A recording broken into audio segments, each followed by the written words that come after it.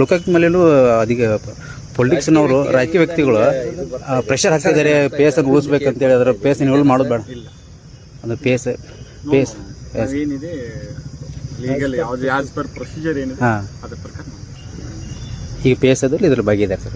ಅದೇನಿದೆ ನಾವು beginning procedure ಏನಿದೆ ಅದೇ ರೀತಿ ಮಾಡ್ತಿದ್ದೀವಿ. ಎಷ್ಟು ಹಣಕ್ಕಾಗಿ ಸರ್ ಎಷ್ಟು ಬೇಡಿಕೆ ಇಟ್ಟಿದೆ ಸರ್? ಎಷ್ಟು ತಗೋತಾ ಇದ್ದೀರಿ ಸರ್ ಇವಾಗ? 1,70,000. 1,70,000 ಯಾವ ವಿಷಯಕ್ಕೆ ಸರ್? ಅಂದರೆ ಇವರು ಗ್ಯಾಮ್ಲಿಂಗ್ ಆಟದಲ್ಲಿ ತೊಗೊಂಬಂದು ಪ್ರಕರಣ ದಾಖಲಿಸದೇ ಇರೋದಕ್ಕೆ ಮತ್ತು ಈ ವೆಹಿಕಲನ್ನು ಬಿಡಲಿಕ್ಕೆ. ಸರ್ ಇದೊಂದೇ ಪ್ರಕರಣ ಇದೆ ಸರ್? ಮೊದಲಿಂದ ಇವ್ರ ಮೇಲೆ ಭ್ರಷ್ಟಾಚಾರ ಅವ್ರು ಭಾಳ ಕೇಳ್ಬಿಡ್ತಿದ್ವಿ, ಅದು ಬೇರೆ ಏನು ಪ್ರಕರಣ ಇದೆ? ನಮಗೆ ಬಂದ ದೂರಿನ ಮೇಲೆ ನಾವು ಇದನ್ನು ಪ್ರಕರಣ ದಾಖಲಿಸ್ಕೊಂಡು ತನಿಖೆ ಮಾಡ್ತಿದ್ದೀವಿ.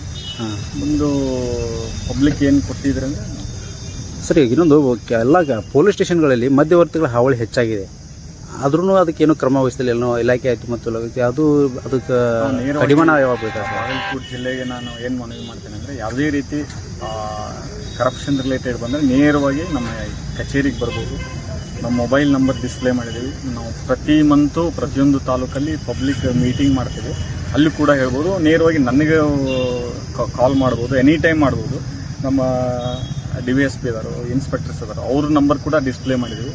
ಅವ್ರಿಗೆ ಯಾವುದೇ ರೀತಿ ಭ್ರಷ್ಟಾಚಾರ ರಿಲೇಟೆಡ್ ಏನೋ ಬಂದಂದರೂ ನೇರವಾಗಿ ಸಂಪರ್ಕಿಸ್ಬೋದು, ಎನಿ ಟೈಮ್ ಸಂಪರ್ಕಿಸ್ಬೋದು. ಮತ್ತು ನಾವು ಪಬ್ಲಿಕ್ ಮೀಟಿಂಗ್ ಮಾಡಿದಾಗೂ ಅಲ್ಲಿ ಬಂದು ಅವ್ರು ದೂರನ್ನು ಕೊಡ್ಬೋದು.